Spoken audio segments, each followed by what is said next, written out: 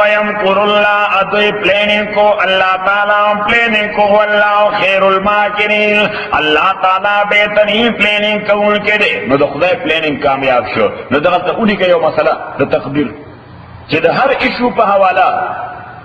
انسان هم پلاننگ کوي او د الله هم یو پلاننگ دی انسان هم پلاننگ کوي د الله هم یو پلاننگ دی اوس که د انسان پلاننگ د الله پلاننگ سره مطابق راغی نو دا شی کامیاب شي دا شی څه شي کامیاب شي او که د انسان پلاننگ یو او د خدای پلاننگ بل نو دا لازمی ده چې د چا پلاننگ به کامیابی دا الله پلاننگ به کامیابیږي نو بیا د ناکام شي خپل پلاننگ کې او د الله تعالی پلاننگ کامیاب شي هغه ته بیا موږ مسله تقدیر وو هغه ته بیا سوای مسله تقدیر چې بس دغه د خدای فیصله وه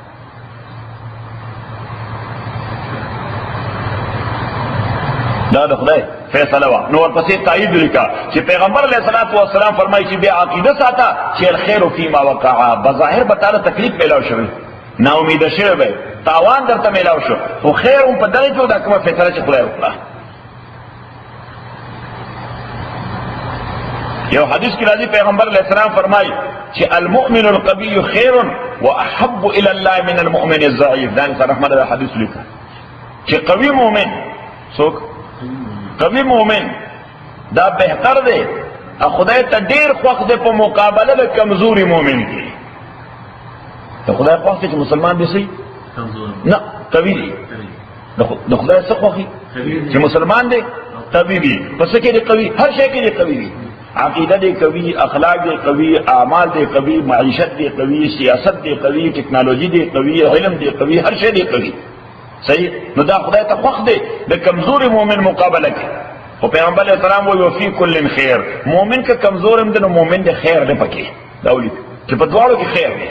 په دواړو کې نو په دواړو کې خیر معنا دا ده چې په کمزوري مؤمن به هم پرایورټي غیر مسلم نه ورکړي دا بنوي دا کافران د دې مسلمان نه ډېر خدي کدا دی وای دا د دې خلاف خبره ده دا ولي که ځکه پیغمبر علیہ السلام وی وفي کل خیر چې په مسلمان کې خیر دی که کمزور هم دی عقیده خوښه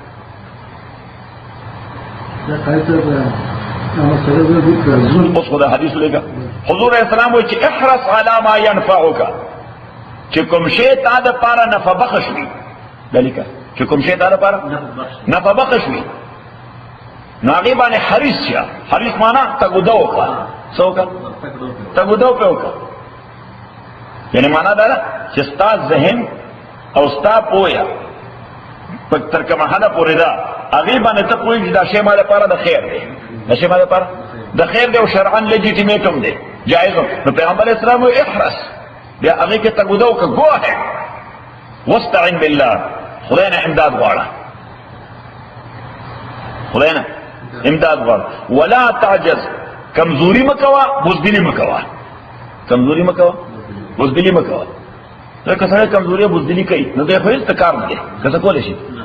صحیح شو اوس که سړی کمزوري بزدلي کې ګفي باندې ګاډي چلولی شي ها بس بیا خو به تازنوب کې ناست دي صحیح نه بس ها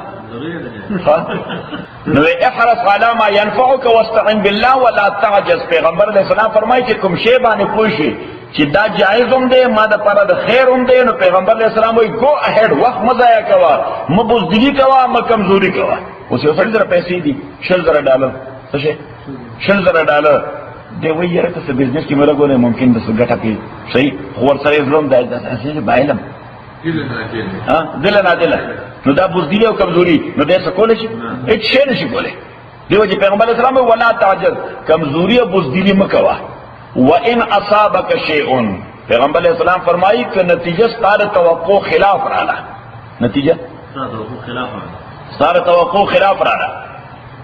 فقل ما شاء الله وما قدر نو بس دا ہوا چی دا خدای فیصلہ وا دا خدای خواہوا رضی کما نتیجہ رانا دا اللہ فیصلہ وا دا اللہ خواہوا ولا تقل دا سے موایا لو ان فعلت کذا لکان کذا وکذا یرنو کدا سے بکڑے میں بدار چل شو اکه دا چل نه کوي بیا بدار چل دا ولیکه چې دا څه موایا چې لو ان فعلت كذا لكان كذا یره خو دا څه کړو دا چل وشو کدا څه نو کړه دا چل ونو شوی فان لو تفتح باب الشیطان ځکه پیغمبر علیہ السلام فرمایي چې دا دی وې کچره ټاټنی شیکی صحیح دا ته شیطان لار ورکې چې ستا ایمان باندې ټیک کړي. ځکه شیطان ته پته ولګي سړی کمزور دی، دا سړی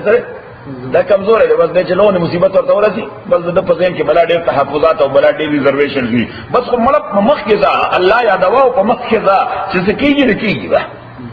صحیح ادا همت هم دغه خلک کولی شي. صحیح کوم خلک چې بزدلۍ او کمزوري حرکت نشي کولی هغه چې دنیا کې کامیابي حاصلولی شي د هغه لار روښ شي هغه ریف شیکینګ کوي